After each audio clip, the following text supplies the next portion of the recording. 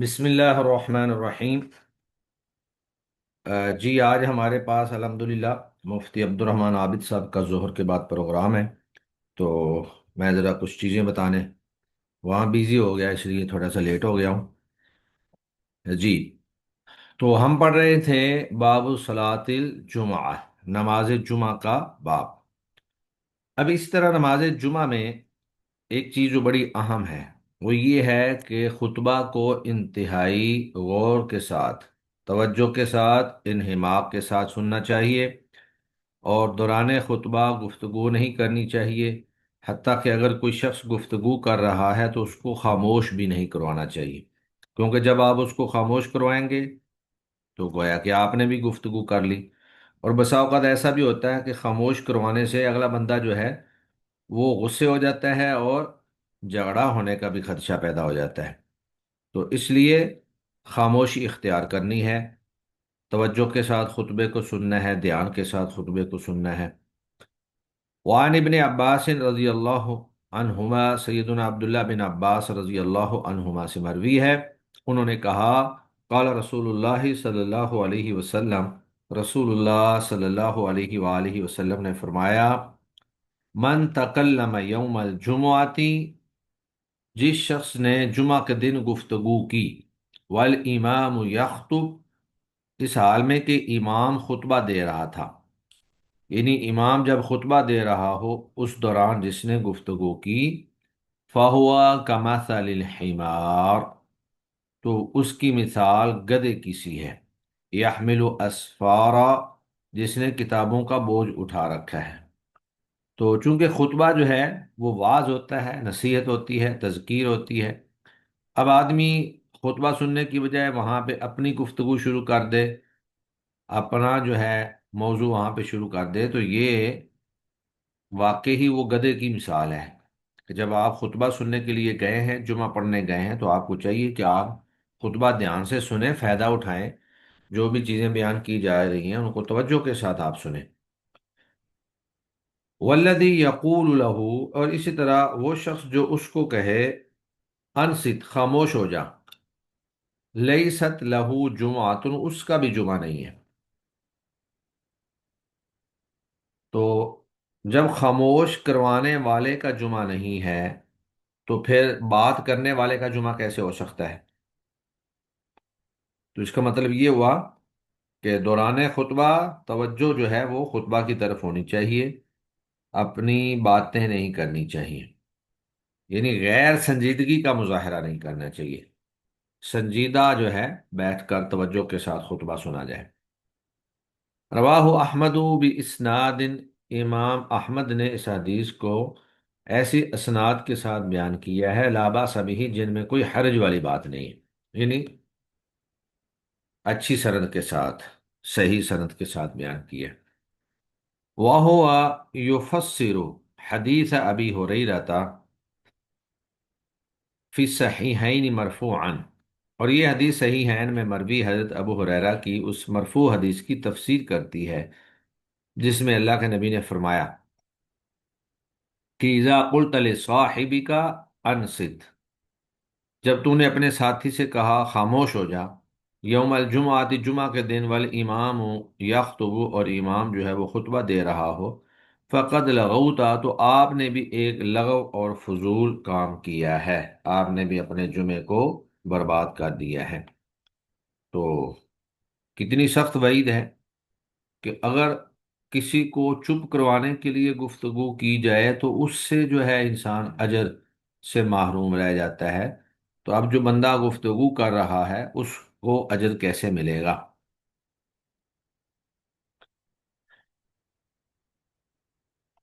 لیکن دوران خطبہ تحیت المسجد یہ پڑھنا درست ہے، یہ خطبے کے منافی نہیں ہے، کیونکہ یہ گفتگو نہیں ہے۔ دوران خطبہ تحیت المسجد پڑھنے سے کوئی شور نہیں پیدا ہوتا، کوئی اس سے پریشانی لاحق نہیں ہوتی کسی کو، اور وہ بھی جس طرح خطبہ ایک عبادت ہے اسی طرح نماز پڑھنا بھی ایک عبادت ہے۔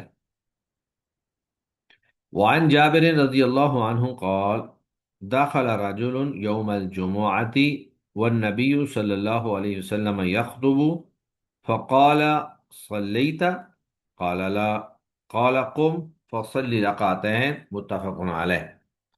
حضرت جابر رضی اللہ تعالی عنہ سے مروی ہے، انہوں نے کہا داخل رجل یوم الجمعہ، ایک شخص جمعہ کے دن مسجد میں داخل ہوا، والنبی صلی اللہ علیہ وآلہ وسلم یخطب، اور اللہ کے نبی صلی اللہ علیہ وسلم خطبہ دے رہے تھے۔ تو یہ سارے احکام و مسائل جو ہیں جمعہ کے خطبہ کے بارے میں ہیں۔ ویسے کہیں پہ واضح و نصیحت ہو رہی ہو، کوئی بیان وغیرہ چل رہا ہو، تو اس کے بارے میں اتنی سختی نہیں ہے۔ یہ ساری سختی یا یہ جو بھی احکام و مسائل ہیں، یہ خطبہ جمعہ کے بارے میں ہے۔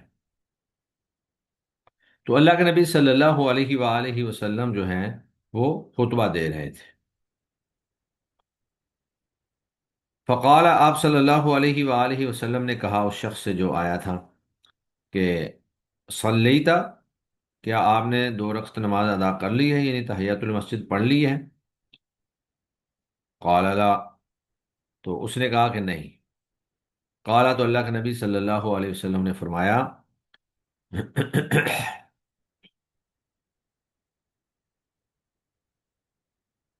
قوم، کھڑے ہو جاؤ، فصلی رکعتین، اور 2 رکعتیں نماز ادا کرو۔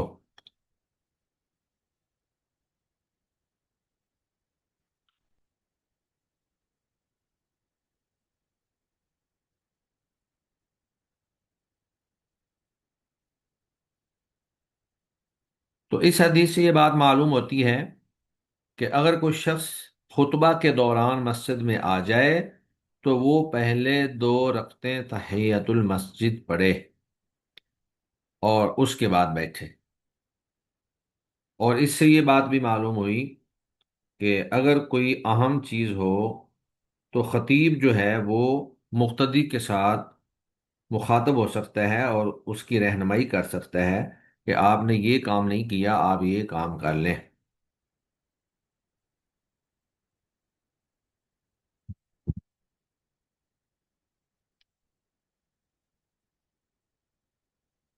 اور اس سے یہ بات بھی معلوم ہوتی ہے کہ اگر کوئی شخص آ کر بیٹھ جائے تو بیٹھ جانے سے تحیۃ المسجد جو ہے وہ ختم نہیں، فوت نہیں ہوگی، بلکہ بیٹھنے کے بعد اس کو اگر یاد آئے تو وہ کھڑے ہو کر تحیۃ المسجد پڑھ سکتا ہے۔ اگرچہ ایک حدیث میں اللہ کے نبی نے ترغیب دیتے ہوئے فرمایا کہ لا یجلس حتی رکعتین حتی یصلی رکعتین، کہ جب تک وہ 2 رکعتیں نہ پڑھ لے وہ نہ بیٹھے۔ تو وہ ترغیب ہے کہ 2 رکعتیں پڑھ کر ہی بیٹھنا چاہیے، لیکن اگر کوئی شخص لا علمی کی وجہ سے آ کر بیٹھ جاتا ہے اور جب اس کو بتایا جائے تو وہ کھڑے ہو کر تحیۃ المسجد پڑھ سکتا ہے، تحیۃ المسجد اس سے فوت نہیں ہوگی، یعنی بیٹھ جانے سے تحیۃ المسجد جو ہے وہ فوت نہیں ہوگی، اس کو چاہیے کہ وہ تحیۃ المسجد پڑھ لے۔ متفقن علیہ، یہ حدیث متفقن علیہ ہے۔ اس کے بعد پھر اگلی حدیث جو ہے اس میں نماز جمعہ کے اندر اللہ کے نبی صلی اللہ علیہ وسلم جو صورتیں پڑھا کرتے تھے ان کا بیان ہے، بلکہ نماز جمعہ کے ساتھ ساتھ عیدین میں بھی۔ وعن ابن عباس رضی اللہ عنہما، سیدنا عبداللہ بن عباس رضی اللہ عنہما سے مروی ہے، ان النبی صلی اللہ علیہ وآلہ وسلم، بے شک نبی کریم صلی اللہ علیہ وسلم، کانا یقرأ فی صلاۃ الجمعۃ، اللہ کے نبی قرات کرتے تھے نماز جمعہ میں، سورۃ الجمعۃ، پہلی رکعت میں سورہ جمعہ، والمنافقین، اور دوسری رکعت میں سورۃ المنافقین۔ رواہ مسلم، اس حدیث کو امام مسلم نے روایت کی ہے۔ اب اس کی حکمت کیا ہے؟ اللہ کے نبی سورہ جمعہ اور سورہ منافقون کیوں پڑھتے تھے؟ بعض اہل علم نے اس کی حکمت یہ بیان کی ہے کہ سورہ جمعہ تو اس لیے پڑھتے تھے کیونکہ اس کے اندر نماز جمعہ کے لیے جلدی آنے کی ترغیب ہے، جو جمعہ کی اہمیت پر دلالت کرتا ہے۔ تو چونکہ جمعہ پڑھا رہے ہوتے تھے تو جمعہ کے اندر ہی سورہ جمعہ پڑھتے تاکہ لوگوں کے دلوں کے اندر جلدی آنے کی ترغیب اور شوق پیدا ہو۔ اور دوسرا سورۃ المنافقون اس لیے پڑھتے ہیں کہ عام طور پر جمعہ کی نماز میں مسلمانوں کے ساتھ ساتھ منافقین بھی آتے تھے، تو یہ صورت جو ہے ان کی ڈانٹ ڈپٹ کے لیے ہوتی تھی کہ وہ اپنی اصلاح کر لیں اور مخلص مومن بن جائیں، اپنے نفاق کو نکال دیں اپنے دلوں کے اندر سے۔ تو بہرحال اللہ کے نبی صلی اللہ علیہ وآلہ وسلم سورہ جمعہ پہلی رکعت میں اور سورۃ المنافقون دوسری رکعت میں پڑھا کرتے تھے، یہ آپ صلی اللہ علیہ وسلم کا طریقہ کار تھا۔ لیکن اس میں ایک بات ذہن میں رکھیں کہ جن جن نمازوں کے اندر اللہ کے نبی صلی اللہ علیہ وسلم سے جو جو صورتیں ثابت ہیں ان کو پڑھنا ایک مستحب اور مسنون عمل ہے، لیکن اس کا یہ ہرگز مطلب نہیں ہے کہ ان صورتوں کے علاوہ کوئی دوسری صورتیں نہیں پڑھی جا سکتی۔ یعنی مستحب افضل کہہ لیں، مستحب کہہ لیں، مسنون کہہ لیں، کہ یہی ہوگا کہ آپ وہی صورتیں پڑھیں۔ لیکن اگر آپ وہ نہیں پڑھتے، کوئی اور پڑھ لیتے ہیں، آپ کو مثلا وہ صورتیں آتی نہیں ہیں، یا آپ بھول جاتے ہیں، یا کسی اور وجہ سے آپ نہیں پڑھتے ہیں، تو پھر آپ گناہ گار نہیں ہوں گے، مطلب آپ کی نماز بھی ہو جائے گی اور آپ پڑھ بھی سکتے ہیں، اس میں کوئی حرج والی بات بھی نہیں ہے۔ اس طرح اس سے اگلی حدیث جو ہے اس کے اندر سورۃ الاعلی اور سورۃ الغاشیہ کا بھی تذکرہ موجود ہے۔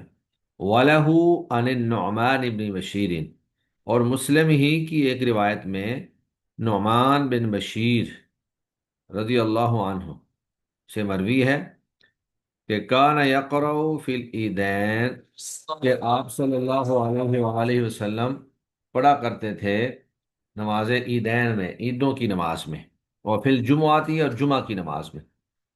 عیدین، ہاں، عیدین کی نماز میں بھی اور جمعہ کی نماز میں بھی کون سی صورتیں؟ بسبح اسم ربک الاعلی، پہلی رکعت میں سبح اسم ربک الاعلی، اور وَهَلْ أَتَاكَ حدیث الغاشیہ، اور دوسری رکعت کے اندر سورۃ الغاشیہ۔ تو یہ آپ صلی اللہ علیہ وآلہ وسلم کا طریقہ کار تھا کہ آپ صلی اللہ علیہ وسلم نماز جمعہ میں یا تو سورہ جمعہ اور سورہ منافقین پڑھتے، یا پھر سورہ اعلیٰ اور سورۃ الغاشیہ پڑھا کرتے تھے۔ تو اس طرح ایک مسئلہ یہ بھی پیدا ہوتا ہے کہ بسا اوقات عید جو ہے وہ جمعہ کے دن آ جاتی ہے۔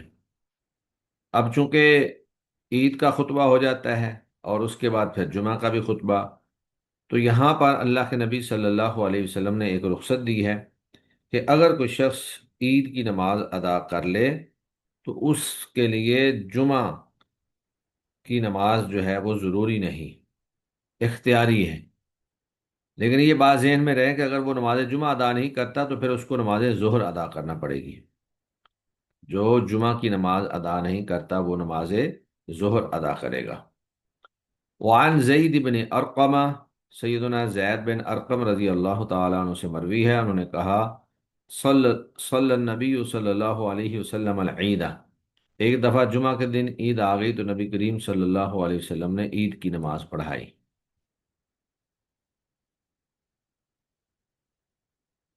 تو آپ نے عید کی نماز پڑھانے کے بعد فرمایا ثم رخص فی الجمعہ، پھر آپ نے جمعہ کی ادائیگی میں رخصت عنایت فرما دی، اور آپ نے فرمایا من شاء ان یصلی، جو جمعہ کی نماز ادا کرنا چاہتا ہے فلیصلی، وہ نماز ادا کر لے، یعنی جو ادا کرنا چاہتا ہے وہ کر لے، اور جو نہیں کرنا چاہتا وہ نماز ظہر پڑھ لے۔ رواہ الخمسۃ الا الترمذی، اس حدیث کو ائمہ خمسہ نے روایت کیا ہے سوائے امام ترمذی کے، وصححہ ابن خزیمہ، اور امام ابن خزیمہ نے اس کو صحیح قرار دیا ہے۔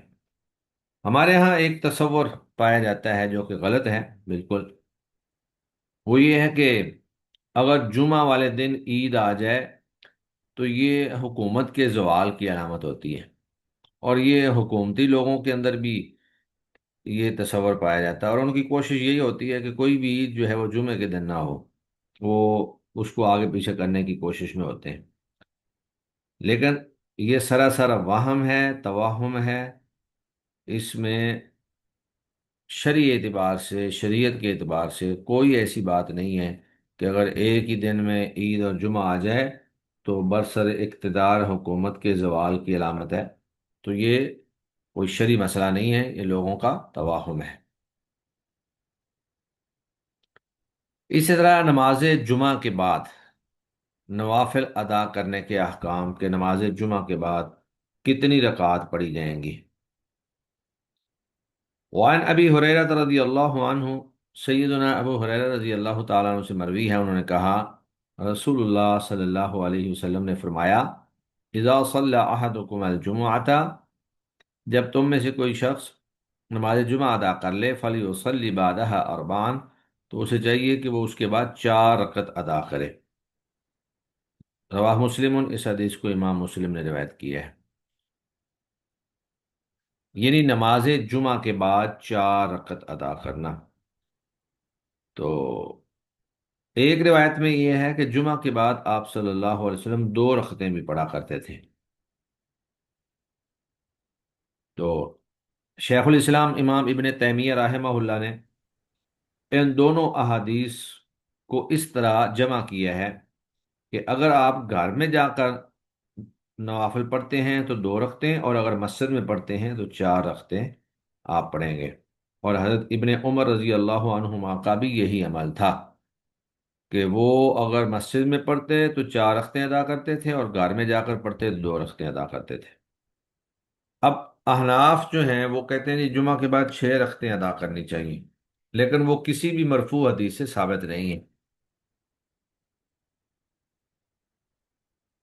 یہ مسلم کی روایت ہے اور بالکل صحیح روایت ہے، اس حدیث کے اندر 4 رکعتوں کا تذکرہ ہے۔ تو ہمیں اس حدیث پہ عمل کرنا چاہیے، اور جو چیز ثابت نہ ہو وہ ہمارے لیے کوئی اہمیت نہیں رکھتی ہے۔ اسی طرح فرض نمازوں اور نوافل، ان کو ایک دوسرے کے ساتھ جمع نہیں کرنا چاہیے۔ یعنی آپ فرض نماز پڑھ رہے ہیں، سلام پھیر کر فوری وہیں پہ کھڑے ہو کر آپ نفل یا سنت ادا کرنا شروع کر دیں، یہ درست نہیں ہے۔ درمیان میں کچھ وقفہ ہونا چاہیے، جدائی ہونی چاہیے۔ وہ جدائی جو ہے وہ گفتگو کے ذریعے ہو، یا کچھ ٹائم کے ذریعے ہو، یا جگہ بدل کر ہو۔ فوری مباشرتاً پڑھنے سے اس بات کا اندیشہ لاحق ہوتا ہے کہ شاید یہ فرض ہی پڑھ رہا ہے، 2 فرضوں کی بجائے اس نے 4 پڑھ لیے ہیں۔ تو شبے والی بات سے اپنے آپ کو بچانا چاہیے۔ وعن السائب بن یزید، سیدنا سائب بن یزید رضی اللہ عنہ سے مروی ہے ان معاویہ رضی اللہ عنہ، بے شک معاویہ رضی اللہ تعالی عنہ نے قال لہ، ان سے کہا کہ اذا صلیت الجمعۃ، جب تو نماز جمعہ پڑھ لے، فلا تصلها بصلاۃ، تو اسے کسی دوسری نماز کے ساتھ مت ملا، حتی تتکلم او تخرجا، یہاں تک کہ تو گفتگو کر لے کسی سے، یا تو مسجد سے نکل جائے، یا اس جگہ سے نکل جائے جہاں پر تو نے نماز جمعہ ادا کی ہے۔ تو حضرت معاویہ رضی اللہ تعالیٰ عنہ نے یہ بات حضرت سعید بن یزید سے کہی، اور اس کے بعد پھر حوالہ دیا کہ اللہ کے نبی صلی اللہ علیہ وسلم نے ہمیں اس بات کا حکم دیا تھا۔ فإن رسول اللہ صلی اللہ علیہ وسلم، بے شک رسول اللہ صلی اللہ علیہ وسلم نے امرنا بذالک، ہمیں اس بات کا حکم دیا۔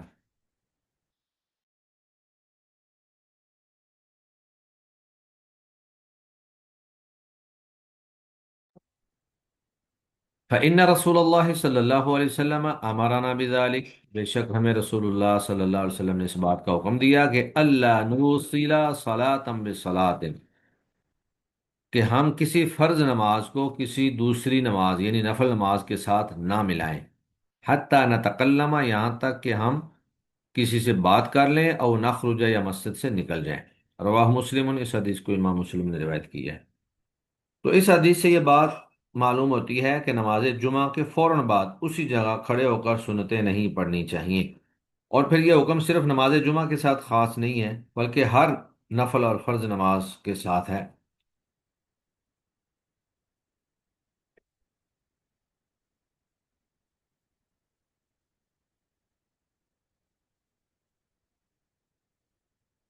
کہ جب بھی آپ فرض نماز ادا کریں تو اس کو کسی نفل نماز کے ساتھ نہیں ملانا۔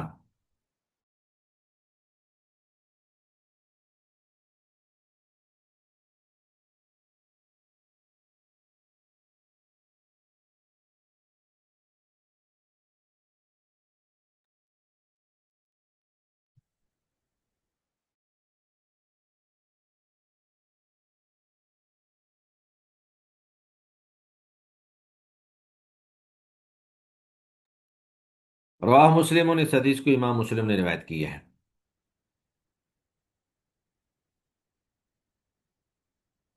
اس کے بعد پھر اگلی حدیث میں جمعہ کے دن غسل کرنے اور خوشبو لگانے کی فضیلت بیان کی گئی ہے۔ تو چونکہ یہ دن اللہ تعالیٰ نے مسلمانوں کو عبادت کے لیے اور اللہ رب العزت کو یاد کرنے کے لیے عطا کیا ہے، اس دن کو خاص طور پر اہتمام کے ساتھ جو ہے وہ اللہ کی عبادت کرنی چاہیے، اور اپنے دنیا کے معاملات کو کچھ کلوز کر لینا چاہیے۔ وعن ابی ہریرہ رضی اللہ عنہ، سیدنا ابو ہریرہ رضی اللہ عنہ سے مروی ہے، انہوں نے کہا رسول اللہ صلی اللہ علیہ وسلم نے فرمایا، من اغتسل، جس شخص نے جمعہ کے دن غسل کیا، ثم اتى الجمعہ، آتا پھر جمعہ پڑھنے کو آیا، فصلى ما قدر له، پھر اس نے نماز پڑھی جو اس کے مقدر میں تھی، جو اس کی نصیب میں تھی۔ اس کا مطلب یہ ہے کہ جمعہ سے پہلے کوئی متعین رکعات ثابت نہیں ہے، جتنی اللہ توفیق دے دے، دو چار چھ جتنی بھی آپ پڑھ لیں جمعہ کی نماز سے پہلے۔ ثم انصت، پھر وہ خاموشی سے خطبہ سنتا رہا، حتی یفرغ الامام من خطبتہ، یہاں تک کہ امام اپنے خطبہ سے فارغ ہو گیا، یعنی خطبہ مکمل ہو گیا اور یہ جو ہے خاموشی سے خطبہ سنتا رہا۔ ثم یصلی معاہ، پھر وہ اس کے ساتھ نماز پڑھتا ہے امام کے ساتھ، غفر له ما بینہ وبین الجمعۃ الاخری، بخش دیے جائیں گے اس کے لیے ایک جمعہ سے دوسرے جمعہ تک کے تمام صغیرہ گناہ، و فضل ثلاثت ایام، اور مزید 3 دن کے بھی، یعنی 10 دن کے گناہ معاف ہو جائیں گے۔ اور یہ میں نے پہلے بھی ایک دفعہ بیان کیا تھا کہ یہ صرف صغیرہ گناہ معاف ہوتے ہیں، کبیرہ گناہ اس وقت تک معاف نہیں ہوتا جب تک اللہ سے توبہ نہ کر لی جائے، اور اگر اس کبیرہ گناہ کا تعلق حقوق العباد سے ہے تو ان حقوق العباد کو جب تک ادا نہ کر دیا جائے کبھی کبیرہ گناہ معاف نہیں ہوتا۔ کسی کی زمین پہ قبضہ کیا ہے یا کسی کا مال جو ہے وہ ہتھیایا ہے، تو جو بھی تعلق ہو، یا اگر ویسے کسی کو برا بلا کہا ہے تو اس سے سوری کرنا اور اس سے معافی مانگنا ضروری ہے۔ تو کبیرہ گناہ اس وقت معاف ہوں گے جب اللہ سے توبہ کر لی جائے، اور اگر ان کا تعلق حقوق العباد کے ساتھ ہو تو پھر متعلقہ شخص سے معافی تلافی کروا لی جائے، اس کا ازالہ کروا لیا جائے، پھر اللہ تعالیٰ معاف کرتے ہیں۔ رواه مسلم، اس حدیث کو امام مسلم نے روایت کیا ہے۔ اس کے بعد اگلی حدیث میں جمعے کی فضیلت کا ہی بیان ہے کہ جمعہ والے دن ایک ایسی گھڑی آتی ہے کہ اس گھڑی کے اندر آپ اللہ سے جو بھی دعا کریں اللہ تعالیٰ اس کو رد نہیں کرتے، اللہ تعالیٰ اس دعا کو ضرور قبول کرتے ہیں۔ اب اس حدیث مبارکہ کے اندر تو وضاحت نہیں ہے کہ وہ گھڑی کب آتی ہے، لیکن اس سے اگلی 2 احادیث جو ہیں ان کے اندر اشارہ موجود ہے، اگرچہ اس گھڑی کے بارے میں اہل علم کے اندر بہت زیادہ اختلاف پایا جاتا ہے، اور حافظ ابن حجر رحمہ اللہ نے اس بارے میں تقریباً 40 کے قریب اقوال جو ہیں وہ فتح الباری کے اندر لکھے ہیں، لیکن راجح قول جو ہیں وہ 2 ہی ہیں جو ہم آگے پڑھیں گے انشاءاللہ۔ ایک قول تو یہ ہے کہ وہ عصر سے لے کر غروب آفتاب تک کا جو وقت ہے اس میں آتی ہے، اور ایک قول یہ ہے کہ وہ آغاز خطبہ سے لے کر اختتام نماز کے دوران آتی ہے۔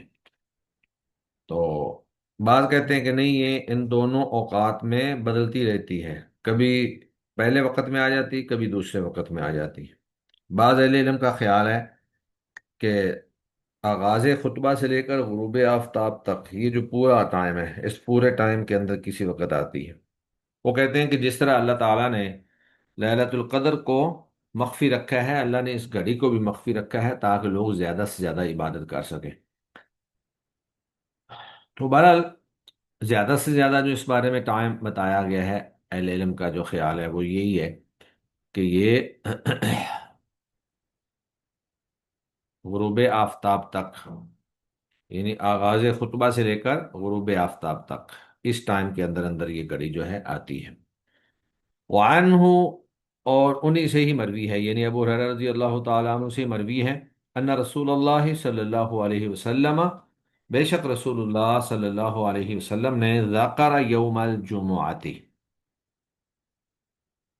جمعہ کے دن کا تذکرہ فرمایا، اللہ کے نبی نے یوم جمعہ کا تذکرہ فرمایا، فقالا، اور اس میں آپ نے یہ بھی فرمایا، فیہ ساعتن، اس میں ایک گھڑی ہے، لا یوافقها عبد مسلم، نہیں موافقت کرتا کوئی بھی مسلمان آدمی اس گھڑی کی، یعنی اس گھڑی کی موافقت نہیں کرتا، وہ قائم، اس حال میں کہ وہ کھڑا ہو، یصلی، نماز پڑھ رہا ہو، یسأل اللہ عز وجل شیئا، اللہ سے کچھ مانگ رہا ہو، الا آتاہ ایاہ، مگر وہ اللہ اس کو وہ چیز دے دیتا ہے،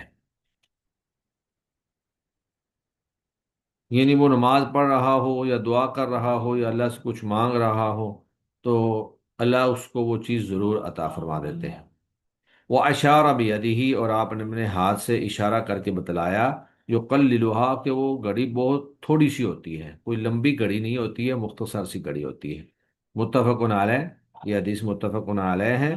اور فی روایت مسلم، اور مسلم کی روایت میں یہ الفاظ بھی ہیں، وَهِيَ سَاعَةٌ خَفِيفَةٌ، وہ ہلکی، بالکل ہلکی سی گھڑی ہوتی ہے، یعنی کوئی بہت لمبا وقت نہیں ہوتا، ہلکی سی گھڑی ہوتی ہے۔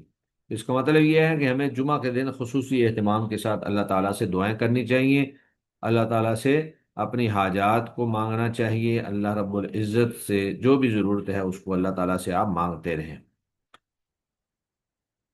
اب اس سے اگلی جو روایت ہے اس میں کچھ اشارہ موجود ہے۔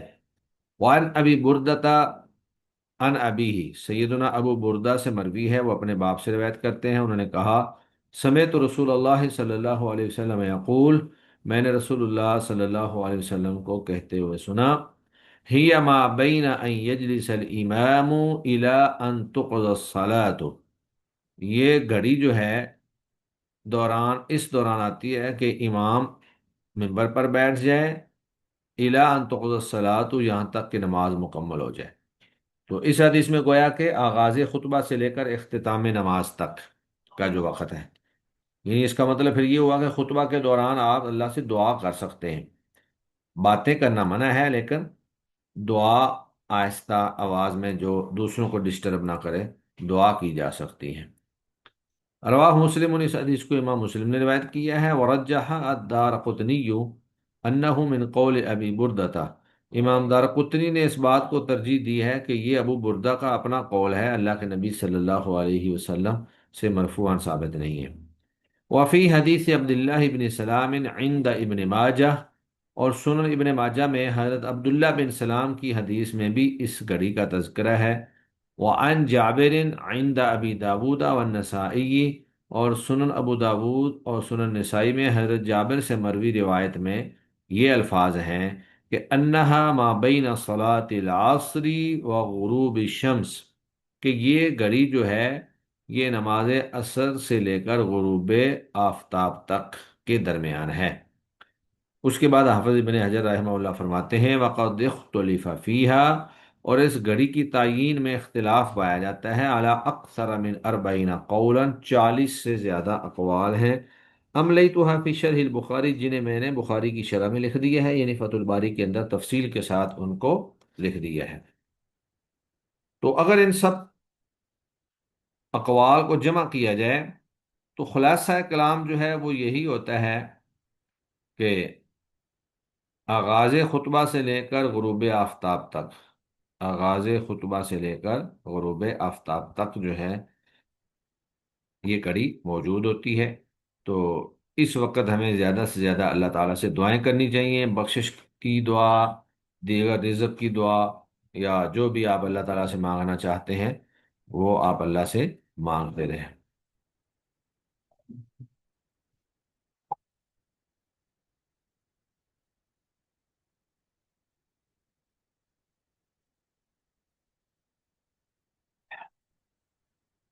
اس کے بعد اگلی روایت، اگرچہ یہ روایت ضعیف ہیں، تو اس کے ذوف کی طرف اشارہ کرنے کے لیے حافظ ابن حجر رحمہ اللہ نے اس کو یہاں پر بیان کر دیا ہے، اور اس سے ملتی جلتی بات ہم پیچھے بھی پڑھ چکے ہیں کہ جب اللہ کے نبی صلی اللہ علیہ وسلم خطبہ دے رہے تھے تو قافلہ آیا اور سارے لوگ اٹھ کر چلے گئے سوائے 12 لوگوں کے۔ تو یہ حدیث چونکہ ضعیف ہے اس لیے یہ قابل حجت نہیں ہے۔ وعن जाबिर रज़ी अल्लाहु अन्हु, सैयदना जाबिर रज़ी अल्लाह ताला अन्हु से मरवी है, क़ाला फरमाया, मज़ती सुन्नतु अन्न फ़ी कुल्लि अर्बईना फ़साइदन जुमआतन। सुन्नत तरीका ये रहा है कि हर 40 या उससे ऊपर की तादाद पर जुमा फर्ज है, यानी 40 लोग मौजूद हों या उससे ज़्यादा लोग मौजूद हों तो उस पर जुमा फर्ज है।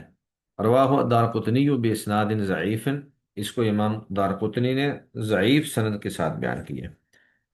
तो बात यह है कि अगर 40 या उससे ऊपर की तादाद पर जुमा फर्ज है, तो जब अल्लाह के नबी सल्लल्लाहु अलैहि वसल्लम जुमा पढ़ा रहे थे, सिर्फ 12 लोग बाकी रह गए थे, तो फिर जब 12 रह गए तो फिर तो जुमा खत्म हो जाना चाहिए था, लेकिन अल्लाह के नबी ने जुमा जारी रखा। तो मैंने पहले भी बताया कि इस हवाले से बहुत सारा इख्तिलाफ पाया जाता है। बाद ने कहा कि 70 आदमी हूँ, बाद ने कहा कि 7 आदमी हूँ, बाद ने कहा 9 हूँ, बाद ने कहा 12 हूँ, किसी ने 20 कहा, किसी ने 40 कहा, किसी ने 50 कहा। तो ये मुख्तलिफ अकवाल हैं, यानी इन सब अकवाल की बुनियाद किसी सही मरफू रिवायत पर नहीं है। अगर कोई एक भी सही और मरफू रिवायत मौजूद होती तो सारा इख्तिलाफ ख़त्म हो जाता। तो असल बात यही है कि जहाँ पर नमाज बा जमात जिन लोगों से हो सकती है, उन्हीं लोगों से जुमा भी हो सकता है, अगर वो शरीयत का इल्म रखते हों, कुरान जानते हों। तो अल्लाह के नबी सल्लल्लाहु अलैहि वसल्लम ने फरमाया कि जब दो आदमी सफ़र कर रहे हों तो उनमें से एक अजान कहे और दूसरा जो है वो जमात करवाए। तो जब दो आदमी जमात करवा सकते हैं तो इसका मतलब यह है कि वो जुमा भी करवा सकते हैं, अगर वो करवाना चाहें तो ये तादाद जो है चूंकि किसी एक रिवायत से साबित नहीं, इसलिए इसमें काफ़ी सारा इख्तिलाफ पाया जाता है। जी, 7 मिनट बाकी हैं ये मीटिंग ख़त्म होने में। तो अगर आप लोगों के पास कोई क्वेश्चन है तो पहले आप वो पूछ लें, उसके बाद फिर टाइम बचा तो हम बाकी इंशाल्लाह अहादीस 2-3 पढ़ लेते हैं। जी, अगर कोई सवाल है तो आप पूछ अस्सलाम सकते वालेकुम। हैं। जी, वालेकुम अस्सलाम सलाम। वालेकुम सर। सर, ये हदीस बड़ी दफा पढ़ी है, यही जो आज भी पढ़ी है कि जुमे के वक्त अ, खामोश रहना है। ऑब्वियसली खामोश रहना है, लेकिन कोई अगर बात कर रहा है तो उसको ये भी नहीं कहना कि तुम खामोश हो जाओ। जी असल जी में मेरा जुम्मे के दिन तो मैं होती मस्जिद में हूँ। तो वहाँ सर बहुत शोर हो रहा होता है, बच्चे आए होते हैं। तो यूं कह ले एज अ मुंतजिम भी मुझे कहना पड़ता है। और उस वक्त ये हदीस मेरे जहन में बहुत मुझे यानी ये बनने कर रही होती है कि मैं नहीं बोलूं। लेकिन मुझे ऐसा लगता है जैसे मजबूर हो के मुझे कहना पड़ता है। एटलीस्ट मुझे अपने ये फिंगर से अपने यानी रखना पड़ता है अपने होंठों पे कि आप लोगों को अवेयर करने के लिए कि खामोश हो जाओ। तो या कभी बोलना भी पड़ जाता है। तो सर जी। क्या हो सकता है फिर अगर ऐसा डिस्टरबेंस हो रही हो और बाकी लोग भी डिस्टर्ब हो रहे हो, तो फिर इसमें हम क्या कर सकते हैं? असल में जो मुंतजिमीन हैं उनके लिए मखसूस इजाज़त है, दीगर रिवायात से इस्तिदलाल करते हुए। जिस तरह अल्लाह के नबी सल्लल्लाहु अलैहि वसल्लम पानी पिलाने वालों को मिना की रातों में इजाज़त देते थे कि वो जल्दी चले जाया करें मक्का और वहाँ पे जाकर उनको पानी पिलाएं। लेकिन बात यह है कि ये ना एक तरबियत का काम है, और ये जुमे के वक़्त से पहले या जुमे के वक़्त के बाद ये हमें लोगों की तरबियत करनी है कि आप अपने बच्चों को अपने साथ बिठाएं, या जो समझदार बच्चे हैं सिर्फ उन्हें मस्जिद में लेकर आएं, शोर करने वाले छोटे बच्चों को ना लेकर आएं। अब देखें, ये नमाज बा जमात जो है ये औरतों पे तो फर्ज ही नहीं है। तो वो औरतें मस्जिद में आए जिनके बच्चे समझदार हैं, या जो अपने बच्चों के बगैर भी मस्जिद में आ सकती हैं, बच्चों को घर में छोड़कर आ जाएं। तो तरबियत का मामला जुमे के खुतबे से पहले या जुमे के खुतबे के बाद हो सकता है। मसलन अगर आप मुल्तजिम हैं तो आपको चाहिए कि आप जुमा के बाद जो है सब खवातीन को लेकर बैठ जाएं और उनको समझाएं कि इस तरह करके मामला होता है, सबका जुमा खराब होता है। सर, तो आपकी आवाज कट रही है।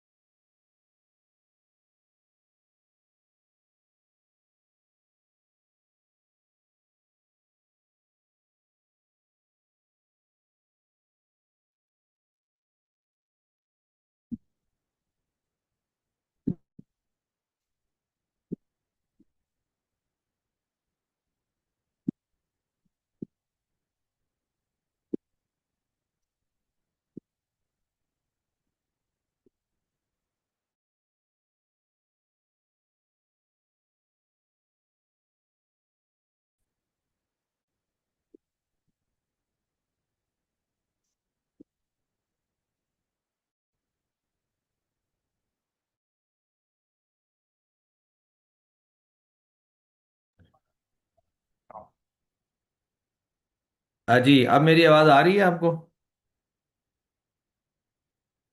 अस्सलाम वालेकुम रहमतुल्लाह।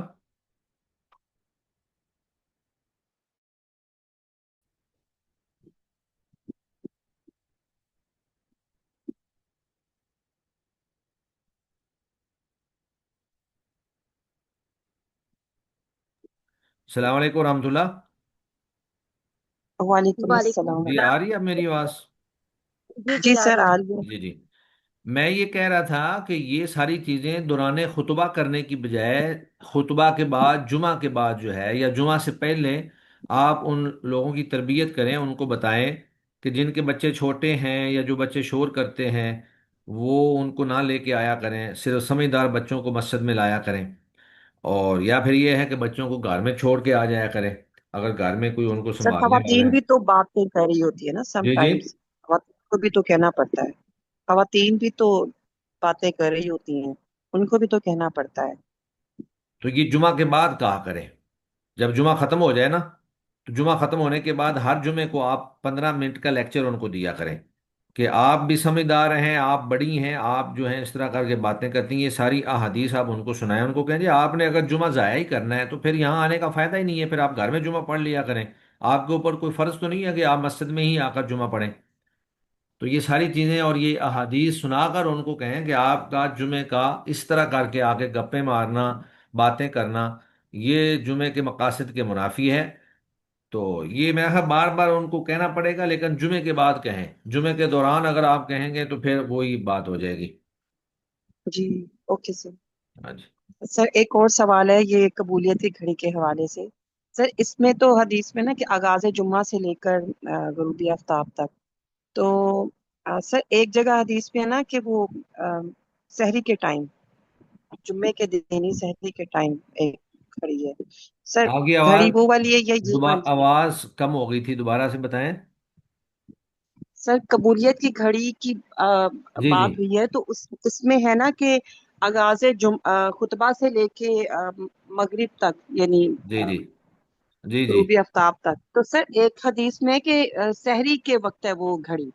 तो सर कौन सी राजे है बात कि ये घड़ी इस टाइम है, या वो सहरी के वक्त है जब इंसान वो नमाज पढ़ रहा होता है, उस हालत नमाज में होता है, वो घड़ी होती है कबूलियत की? नहीं, वो सहरी के वक़्त वाली हदीस इस वक्त मेरे सामने नहीं है, लेकिन जो जितने अकवाल बयान किए गए हैं ना, उनका खुलासा ये है कि आगाज़ खुतबा से लेकर गुरूब आफ्ताब तक इस घड़ी का टाइम है। ठीक है। और सर ये घड़ी जो है ना आगाज खुतबा से ये मगरिब तक, सर इसमें भी ये कहा गया ना कि मगरिब के करीब करीब है वो घड़ी। या सर आप अपनी इल्म से जो आपने सीखा ऐसा जरा ऐसा थोड़ा ऐसा सा नहीं है बता कि दें कि मगरिब के कबूलियत करीब की करीब घड़ी है। कौन सी? ऐसा नहीं कहा गया, हदीस के अंदर ऐसा कुछ भी नहीं है। अच्छा, फिर सल्फ सालहीन ने ये जरूर कहा है कि